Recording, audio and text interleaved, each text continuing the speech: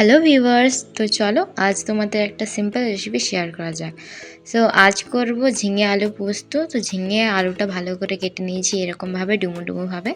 তারপর কড়াইয়ে তেল দিয়ে দিয়েছি আর তেলের মধ্যে দিয়েছি জিরে ফোড়নটা ভালো করে ভেজে নেব। ভেজে নেওয়ার পর আমি এখানে দিয়ে দিয়েছি পেঁয়াজ। তোমরা যদি নিরামিষ করতে চাও তো প্লিজ পেঁয়াজটা অ্যাভয়েড করতে পারো। পেঁয়াজটা লাল লাল করে ভেজে নেওয়ার পর ঝিঙে আর আলুগুলো দিয়ে দিয়েছি আমি। এটাও আমরা কিছুক্ষণ মতো নেড়ে চেড়ে ভেজে নেব।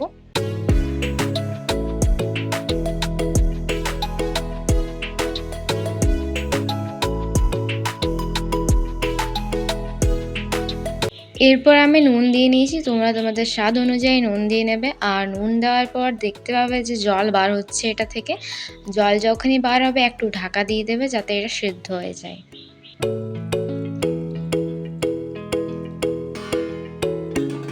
5 মিনিট পর আমি ঢাকনা তুলে এটার মধ্যে হালকা চিনি দিয়েছিলাম অফ ক্যামেরাতে।